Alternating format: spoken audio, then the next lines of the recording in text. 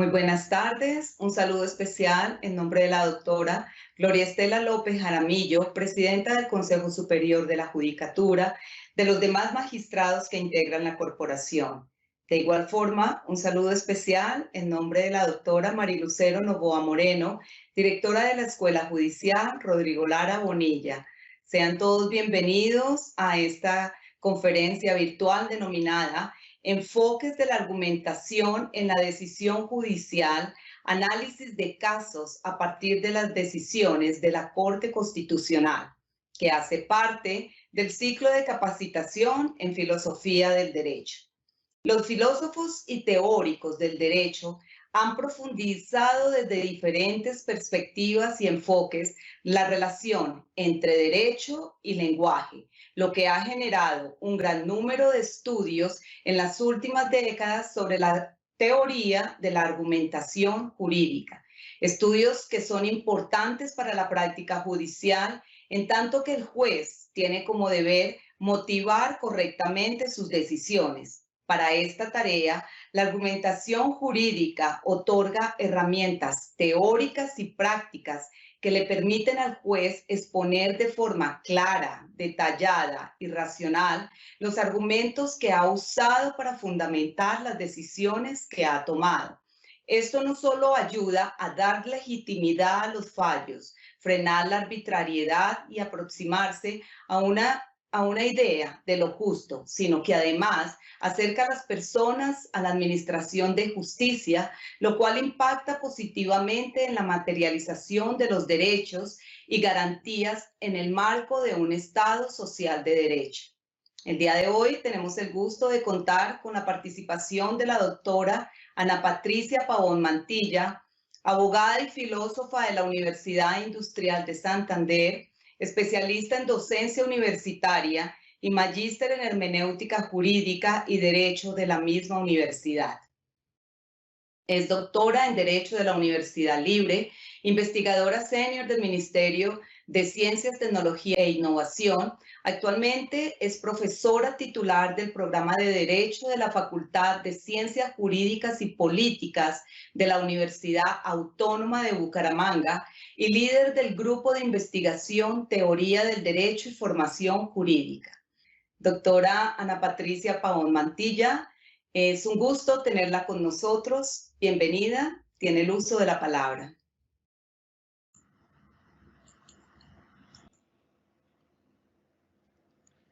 Muchas gracias. Un cordial saludo desde la ciudad de Bucaramanga. Muchas gracias a la doctora Marilucero Novoa, directora de la Escuela Judicial. Un saludo extensivo a la doctora Gloria Estela López Jaramillo, presidenta del Consejo Superior, y a todos los servidores y servidoras judiciales y demás personas que se han conectado a esta videoconferencia. En efecto, la presentación que voy a compartir, titulada Enfoques de la argumentación aplicables a la decisión judicial,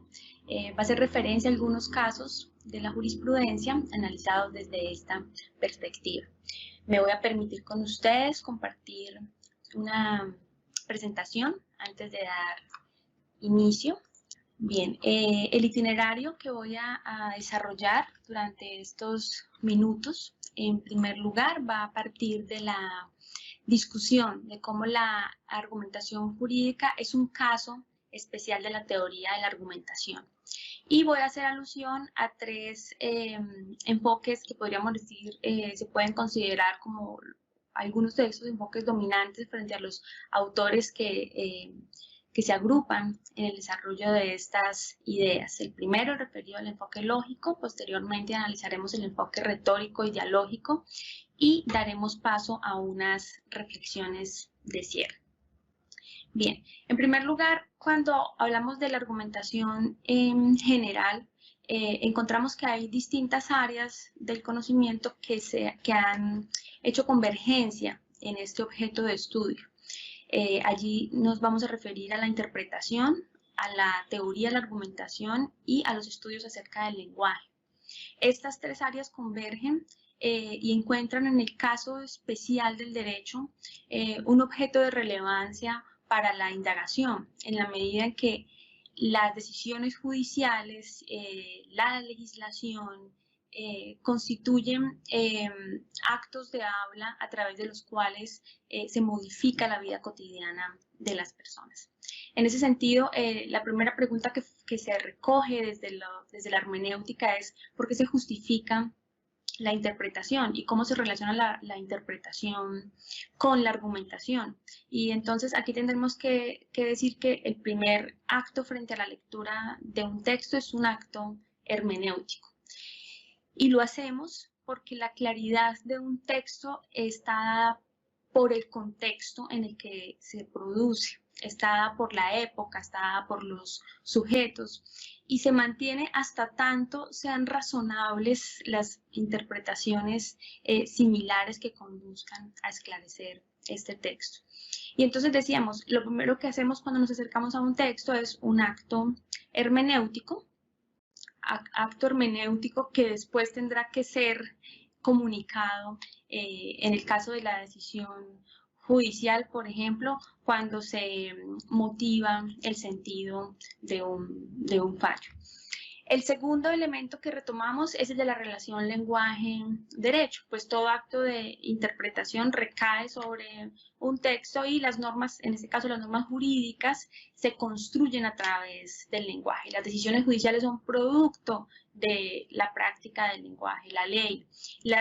E incluso cuando tenemos problemas de interpretación nos referimos a los documentos previos que también están consignados a través del lenguaje y recurrimos a las reglas propias de la lengua que habla la comunidad jurídica de hablantes en la que se está debatiendo ese asunto de interpretación. Entonces ha sido relevante también los aportes desde la filosofía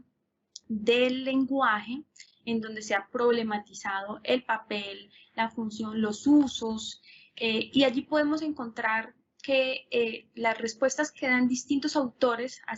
en torno a la pregunta sobre la relación lenguaje-derecho, pues ha permitido agrupar estas respuestas en dos grandes referentes teóricos.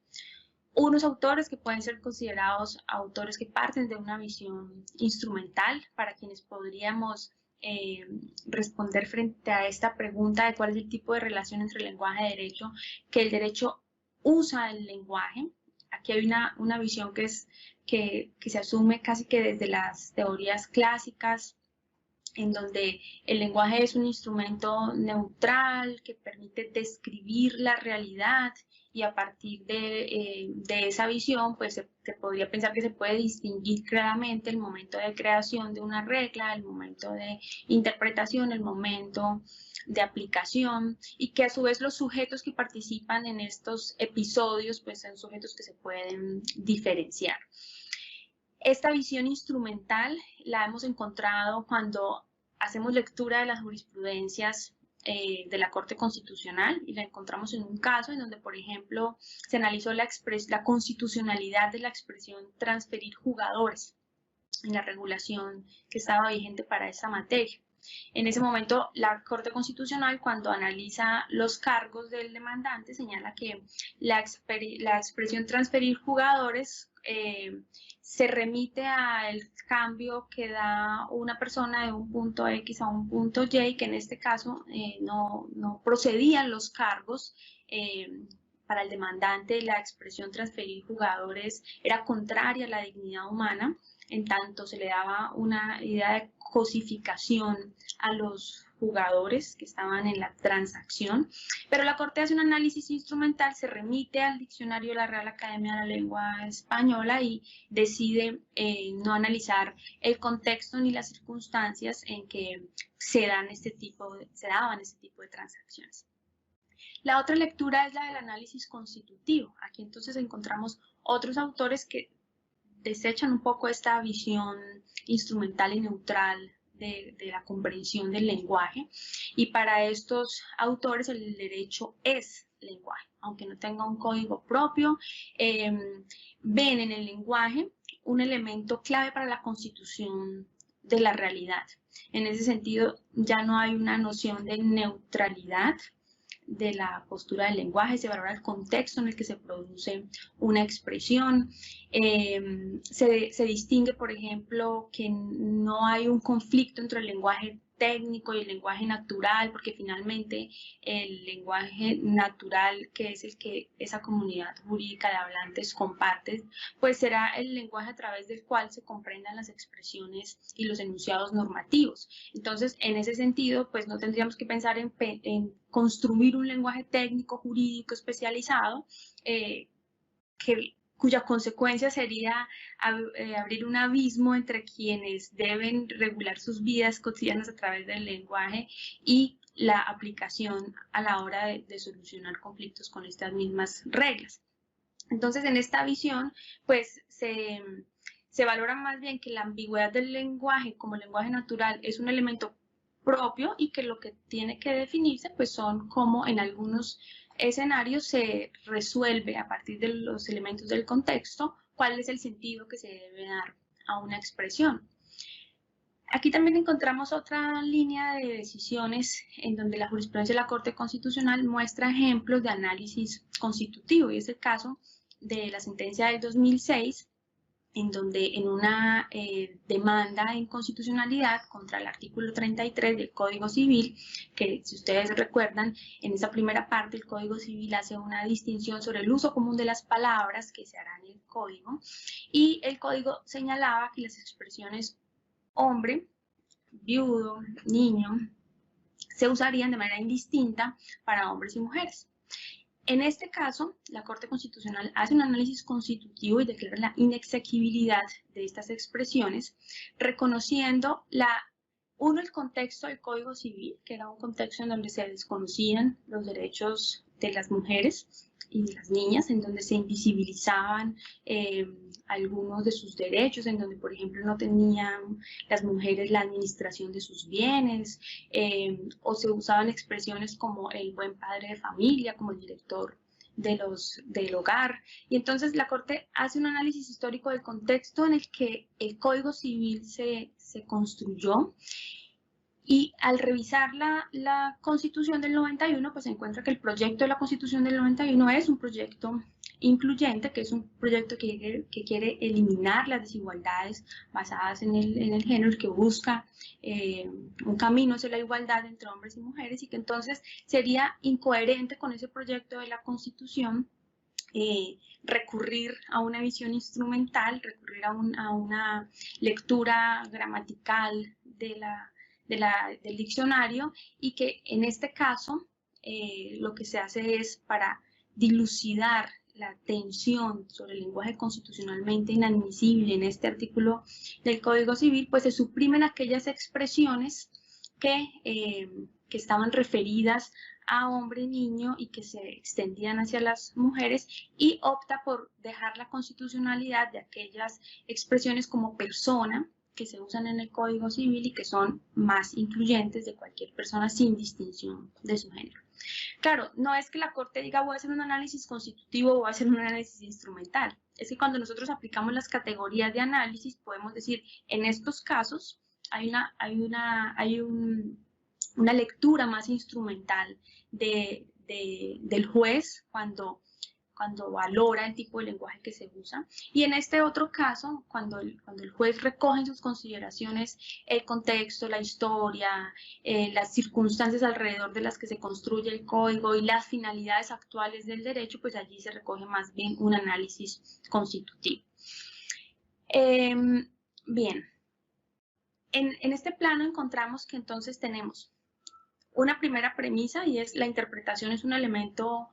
relevante previo al ejercicio de argumentación. Cuando interpretamos, premisa 2, nos interesa lo que pasa con el lenguaje, que es el objeto de la interpretación y que luego será también, entre comillas, el medio o la forma en cómo se constituye la expresión de la interpretación.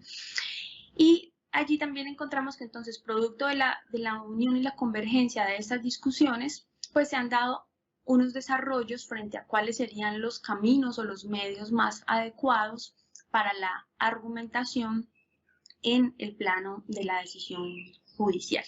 Y entonces me voy a referir primero a dos enfoques, el enfoque lógico y el enfoque retórico, por considerar que son dos enfoques que de alguna manera se encuentran como en los extremos o en los puntos límites frente a cuál debería ser el camino que tome quien decida justificar una decisión. Estos enfoques vale la pena señalar que la discusión en materia hermenéutica jurídica se retoma con fuerza desde Pellerman, quien hace una revisión de las obras de Aristóteles y encuentra que, aunque en las obras de Aristóteles está el libro de la lógica y el libro de la retórica, pues la tradición de alguna manera, la tradición filosófica de alguna manera desechó el libro de la retórica y privilegió el estudio de la lógica, del silogismo y de la lógica formal. Entonces, Pellerman encuentra que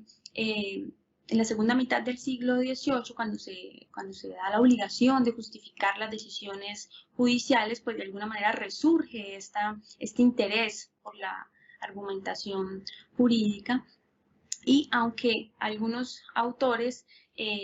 pues hacían una defensa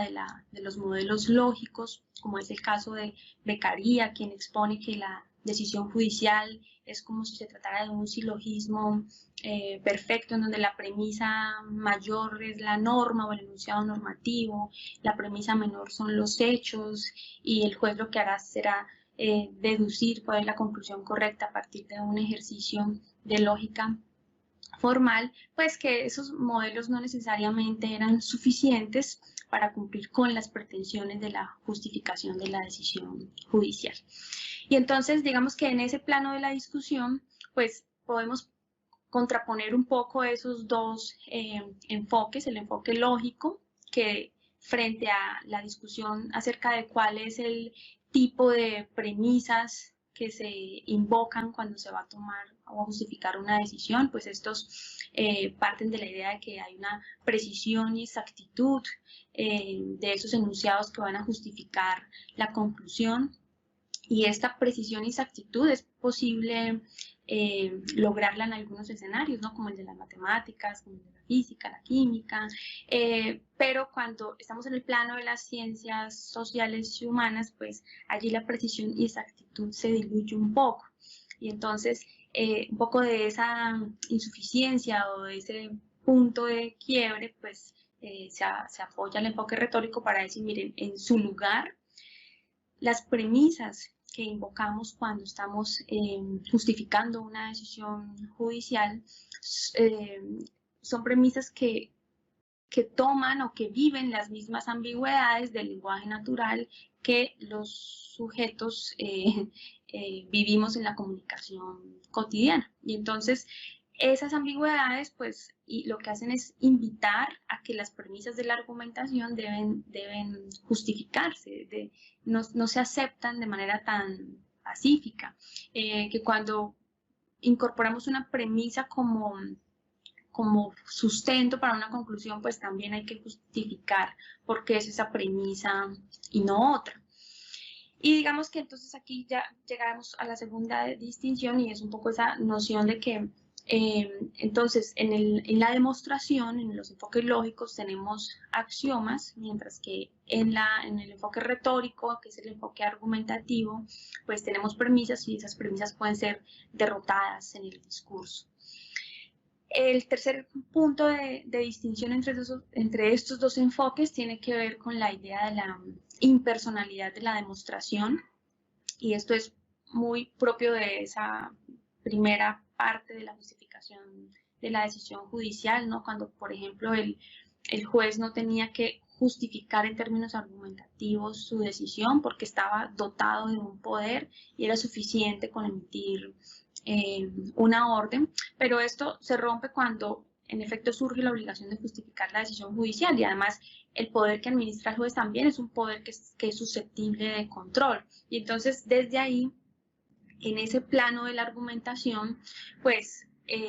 se incorpora la idea de auditorio, y es que el discurso se dirige a un auditorio, y ese auditorio es un auditorio que debe aceptar el discurso, y esa aceptabilidad pues tiene que ver con la legitimidad del discurso, con las buenas razones que se ofrecen en la construcción de discurso. Y entonces, ¿quién es el auditorio? Esa idea también la tomamos de Pellerman. El auditorio puede ser un auditorio personal. En el caso del derecho, podríamos pensar es un auditorio particular en la medida en que en el litigio o en el proceso, pues hay unas partes que son las interesadas en lo que pasa en el debate, pero también podemos pensar que en el contexto de la argumentación jurídica también nos acercamos a un auditorio universal, en la medida en que lo que sucede en un despacho judicial le interesa a toda una comunidad jurídica de hablantes, que somos los que estamos en un mismo espacio en donde estamos obligados por unas mismas reglas, y en ese sentido la forma en que se interpreta y que se justifica una decisión pues nos interesa a todos, en la medida en que esa decisión también tiene un potencial transformador. Y desde allí, digamos que somos comunidades en las que estamos muy atentos a lo que dicen los jueces, ¿no? Lo podemos leer un poco en los diarios, ¿no? En los diarios regionales también, ¿no? La actividad del juez es una actividad que nos importa a todos. Entonces, digamos que en esa medida, cuando el juez habla, ¿a quién le habla el juez? Pues sí hay una idea de personalidad en esa construcción del discurso. El discurso sí está dirigido a alguien, y no solo está dirigido a las partes, también está dirigido al superior jerárquico que va a revisar la decisión, y también estará dirigido a la comunidad en general.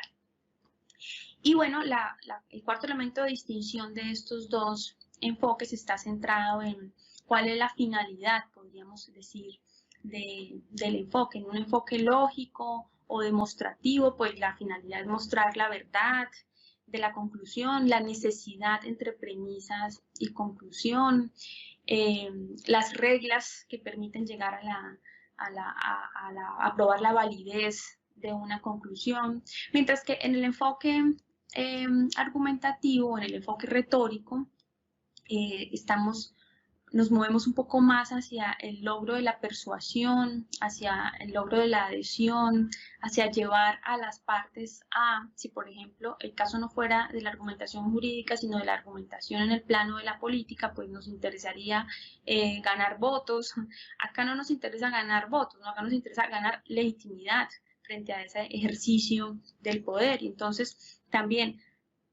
las decisiones y los argumentos que se construyen en el plano de la decisión judicial, entonces tienen que construirse de tal manera que puedan ser aceptables incluso por las partes que pierden. En el proceso, una de las partes que resulta vencida tendría que poder revisar los argumentos y, aunque esté muy molesto o molesta por el hecho de haber sido derrotado, tendría que, en un ejercicio de equilibrio reflexivo, decir, bueno, he perdido, pero he perdido porque hay muy buenas razones, porque la otra parte, en efecto, tenía el derecho. Y eso se logra cuando hay una construcción de un argumento que tiene solidez y que logra persuadir incluso a quien va a salir derrotado. Un ejemplo de enfoque lógico, y aquí me voy a referir a la misma decisión judicial para mostrar en los dos casos cómo sería una argumentación en términos del enfoque lógico y cómo sería una argumentación en términos retóricos. Lo encontramos en la decisión de la Corte Constitucional del 2004, en la T-1226. Es un caso de tutela contra sentencia judicial. Se trata de un caso de filiación en donde el demandado, quien ha sido declarado, cuya paternidad ha sido declarada en el proceso, acude con la niña y con la madre a hacerse una prueba de ADN en un contexto en donde aún las pruebas de ADN no se realizaban y no se incorporaban en el proceso judicial. Y la prueba de ADN excluye en un alto índice de probabilidad, 99.9%, la filiación, pese a que la sentencia en el proceso de familia había apuntado hacia la declaración de la paternidad. En este caso, el demandado decide hacer un recurso, interponer un recurso extraordinario de revisión, pero se equivocan en la causal que debe invocar. Y el recurso de revisión, pues es un recurso en donde las causales son taxativas, de manera que cuando la Corte Suprema de Justicia decide, pues revisa el caso, encuentra que teniendo como enunciado normativo la premisa mayor que indica cuáles son las causales taxativas de revisión y la causal que se invoca en este caso es una, al constatar con los hechos que esos hechos no dan lugar a la aplicación de esa causal de revisión, pues la conclusión de la Corte Suprema es que no se va a revisar el fallo del juez de familia. Entonces, digamos que aquí encontramos un ejemplo en donde, en este caso, la Corte Suprema hace un ejercicio demostrativo desde un enfoque que se valora como un enfoque lógico y encuentra que haciendo ese ejercicio de subsunción, pues no es un caso que deba ser revisado. Claro, aquí el paréntesis radica en, bueno, ¿cuál es la dificultad o cuál es el problema si este también es un modelo de argumentación judicial que es pertinente, coherente, que conduce a sustentar la decisión? El problema recaería en lo que nosotros identificamos en términos teóricos como aquellos casos que podrían valorarse como casos difíciles o como casos no paradigmáticos, en donde pese a que exista una regulación jurídica estable y unos hechos que se pueden subsumir de manera clara en esas normas, la respuesta que ofrece el sistema no necesariamente es la respuesta más ajustada a otros fines del Estado y otros fines del derecho, como sería en este caso la justicia material, la prevalencia del derecho sustancial. En la revisión de este caso, podemos considerar que la Corte Constitucional, analizada desde el enfoque retórico, privilegia más un ejercicio argumentativo que un ejercicio demostrativo de subsunción de reglas, de hechos a reglas, y encuentra que pese a que la decisión que ha adoptado la Corte Suprema es una decisión válida en el contexto formal de nuestro sistema jurídico y que cumple con las condiciones de validez esperadas en un caso como este, en la medida en que se hace una aplicación del derecho, existen algunas ocasiones en donde las normas jurídicas han perdido actualidad, bien sea porque, como en este caso, hay una prueba como la prueba de ADN, en donde se ofrece un nivel de certeza y de verdad con el que antes no se había pensado en la legislación, que en otros casos podríamos agregar nosotros, hay unos principios que pueden llegar a colisionar con las reglas que se han tomado para el ejercicio de subsunción y que entonces valdría la pena revisar si esos principios pueden ser invocados como principios prevalentes y entonces digamos que en ese contexto la invocación que hace la Corte Constitucional cuando revisa este caso es que valdría la pena hacer otros ejercicios de interpretación y agregamos nosotros que conduzcan a una argumentación que permita satisfacer otros valores que también le importan al ordenamiento jurídico. Entonces, digamos que aquí tenemos dos casos pues, que se abordan desde una misma decisión judicial en donde podemos leer en nuestro contexto, en nuestros oradores, en este caso la Corte Suprema y la Corte Constitucional, cómo se llegan a decisiones distintas desde dos perspectivas de la argumentación y digamos que en esa medida se puede considerar, como lo señalaba al principio, pues que son dos enfoques que parecen que se sitúan en dos orillas distintas. El tercer enfoque al que voy a hacer referencia es el enfoque dialógico y entonces este enfoque parece que intenta recoger, o pareciera que intentara recoger los elementos más destacados del enfoque lógico y los elementos más destacados del enfoque retórico. El enfoque dialógico como enfoque de la argumentación jurídica se estudia desde la perspectiva de la discusión racional, en donde se debate cómo se puede llegar a un acuerdo o a una decisión o a la justificación de una decisión a partir de ciertas reglas que previamente se establecen. Y esas reglas permitan llegar a una discusión racional y a una justificación razonable. Desde esta perspectiva, entonces, el debate jurídico tendría que ser visto como una especie de diálogo en donde, si bien es cierto, retomamos los aspectos que tienen que ver con la validez formal, con la lógica formal, los tenemos en cuenta porque naturalmente sería como el primer nivel de la argumentación. También se busca llegar a un consenso, a un consenso que sea producto del respeto de esas reglas establecidas, pero que también involucre otras discusiones y otras consideraciones que se integran en el debate. Y entonces aquí citamos a Lexi como uno de los autores que hace parte de este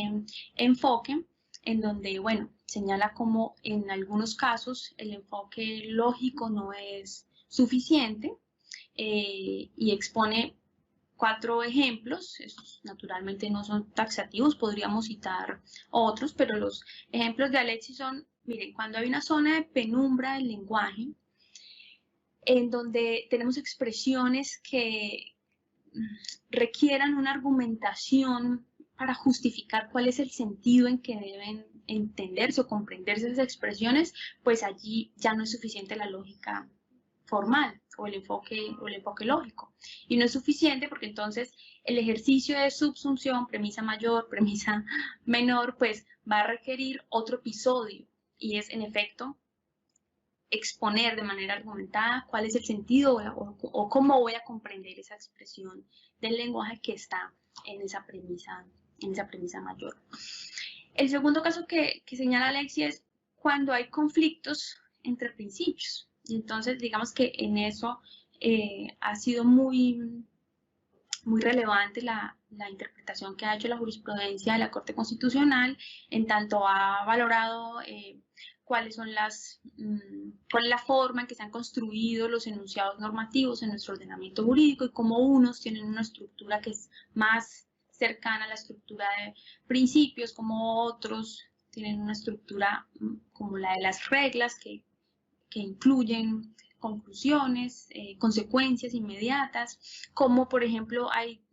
enunciados normativos dentro de nuestra Carta Constitucional en donde es un principio, también es un derecho, funciona como una regla, y entonces digamos que allí pues nosotros tenemos una jurisprudencia muy ilustrativa al respecto. Este es uno de esos casos donde Alexi dice, bueno, si estamos frente a una colisión de principios, pues la subsunción o el enfoque lógico resultaría insuficiente. El tercer caso, cuando no hay regulación jurídica, si tuviésemos que hacer entonces el diseño del argumento lógico, pues no tendríamos la premisa mayor y quien construye el argumento tendría que justificar de qué manera va a llenar ese espacio, y esa justificación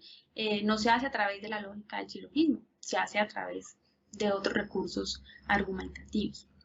Y finalmente, cuando existe la necesidad de decidir incluso contra el tenor literal de una norma en casos especiales, y ese sería nuestro ejemplo de la excepción de inconstitucionalidad. A diferencia del anterior, no es que no exista una premisa mayor, claro que sí, ahí está, solo que se observa que para ese caso particular es necesario suprimirla, porque aplicar la regla prevista podría causar una consecuencia no deseada o más lesiva de los derechos. Y entonces, si retomamos el caso anterior, ese debate sobre si debería o no proceder el recurso de revisión cuando el solicitante se equivoca en la causal y las causales deben ser invocadas por el solicitante, pues sería uno de esos casos en donde tendríamos que decir, pese a que las reglas procedimentales del recurso extraordinario de revisión indican que el juez solo puede revisar por la causal que fue invocada por el solicitante, en ese caso de filiación, negar el recurso de revisión traería consecuencias más lesivas para las partes. Luego, es un caso en donde se justificaría decidir incluso contra el tenor literal de una norma, con la finalidad de salvaguardar otros valores que el ordenamiento jurídico también quiere proteger. En este enfoque, nosotros podemos encontrar algunos de los desarrollos más nutridos que se ha hecho cuando la jurisprudencia de la Corte Constitucional ha adoptado, por ejemplo, en el plano de la justificación, la evaluación que se hace de lo que en el plano de la teoría de Alexi propondríamos en torno a una pregunta, y es ¿qué implica una fundamentación racional en el orden jurídico vigente? Entonces, para responder a esta pregunta, si revisamos la propuesta de Alexi dice, bueno, hay que pasar por un plano de justificación interna que tiene que ver con la evaluación en torno a si la decisión sigue lógicamente las premisas que se tienen previstas como fundamentación en un sistema jurídico, es decir, las reglas o los enunciados normativos concretos, y en esa medida hay un primer plano de justificación deductiva, pero este primer plano de justificación deductiva no es suficiente, tendría que pasarse a un segundo plano, y es el de la justificación externa. En este caso, por justificación externa, se entiende aquel ejercicio de corrección moral o de fundamentación de las premisas que son usadas en el primer plano de la justificación interna. Entonces, este segundo nivel no se trata de una justificación deductiva, es una justificación en términos argumentativos. Por eso decimos que en el enfoque dialógico podemos encontrar rasgos del enfoque lógico el enfoque lógico o deductivo y del enfoque retórico o argumentativo. Para que una decisión sea en este enfoque dialógico argumentativamente aceptable, debe incluir los dos pasos. Debe estar apoyada en los elementos normativos, pero cuando estos no están completos, cuando hay zonas de penumbra, cuando hay colisión o cuando hay que decidir incluso en el sentido contrario a lo que las normas regulan, pues se debe activar con mayor fuerza ese plano de la justificación externa. Y aquí entonces podemos encontrar que hay dos planos. El plano de, una son las reglas del derecho positivo que se invocan, otro es el plano de los enunciados empíricos o de los hechos, y hay otro tipo de premisas que no son ni enunciados normativos ni enunciados del derecho positivo, pero que también se introducen en la discusión. Es lo que pasaría con los principios, con las directrices, con los valores, y más cuando esos principios, directrices o valores que consagra el ordenamiento jurídico, pues no necesariamente conducen a conclusiones inmediatas, sino que es a través de un ejercicio de interpretación que deciden en qué momento se adoptan. Para esto se ha usado, para decidir este plano del enfoque dialógico, se ha construido la distinción entre casos fáciles y casos difíciles. En cuáles se refuerza la justificación externa, pues en esos casos difíciles, en donde generan mayor controversia, en donde hay una polémica sobre cuál es el tipo de justificación externa que debe proponerse. Y entonces aquí digamos que la nota orientadora es que ese plano de la justificación externa implica que las premisas que se ofrecen en la argumentación tengan un grado alto de aceptabilidad, ¿cierto? Que sean razonables, que recojan los elementos que el ordenamiento jurídico promueve, pero también los valores y estos otros elementos que son relevantes dentro del ordenamiento social de un Estado. ¿Cómo se aplica en la práctica este enfoque? Lo encontramos con los test de igualdad y con los test de proporcionalidad. Hay muchos casos, quizás el caso en donde se ha hecho una aplicación más rigurosa del enfoque dialógico es en la sentencia sobre interrupción voluntaria del embarazo. Hay otros casos, ¿no? Son en los test en donde se discutía, por ejemplo, la constitucionalidad de otorgar cupos especiales a los bachilleres indígenas en las universidades. Y básicamente el test de proporcionalidad o el test de igualdad, como esas reglas que se siguen para la argumentación, pues tenían como fin, uno, valorar si la medida que se estaba cuestionando, por ejemplo, en el caso de los cupos especiales para bachilleres indígenas, si la medida que se proponía era una medida constitucionalmente válida, si cumplía unos fines legítimos, si la medida era necesaria o no, y si esa medida era proporcional, teniendo en cuenta el grado de afectación y el grado de satisfacción de los intereses en conflicto. En varios casos se identifica el uso del test de igualdad y el test de proporcionalidad como una herramienta que a partir de unas preguntas permite justificar de manera suficiente y equilibrada una decisión judicial. Bien, voy a dar paso a unas reflexiones de cierre. Una vez concluida, digamos que esta parte de la presentación. Y esas reflexiones tienen que ver con cuál es la finalidad de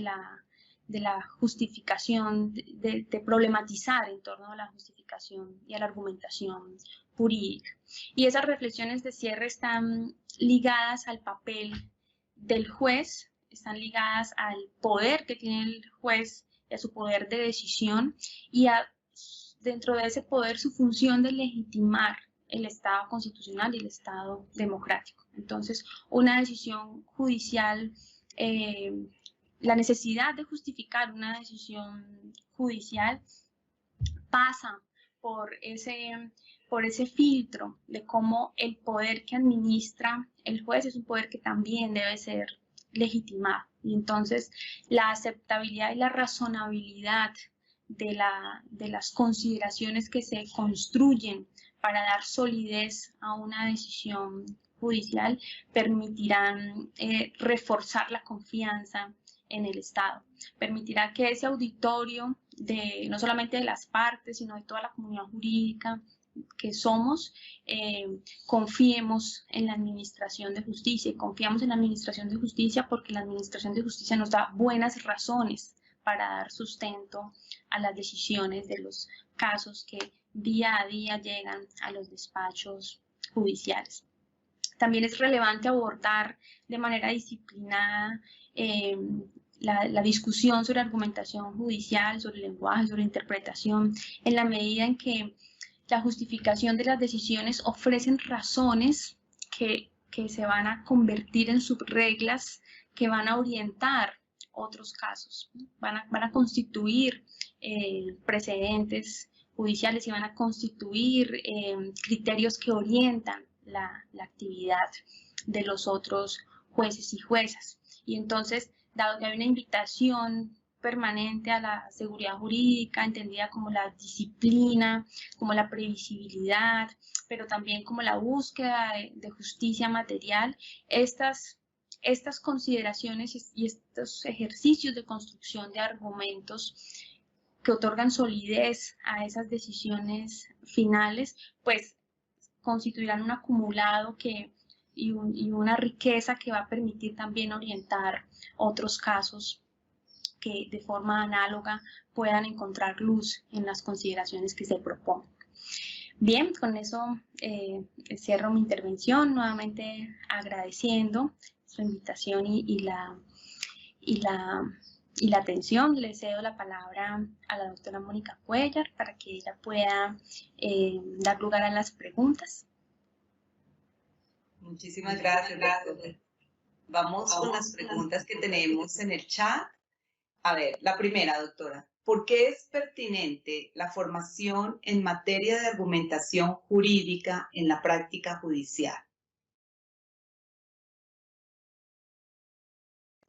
Bueno, muchas gracias por la pregunta. Bien, bueno, voy a hablar como profesora de Derecho, y es que cuando nosotros participamos en el proceso de formación de abogados y abogadas y revisamos cuáles son esas competencias básicas en que se debe formar a los estudiantes, una de esas competencias básicas justamente es la competencia para interpretar y argumentar. Y cuando esa competencia es una de las fortalezas en el proceso de enseñanza y aprendizaje de los futuros abogados y abogadas, y en efecto se construye una didáctica para fortalecerlas, se genera una gran riqueza en la práctica judicial en general.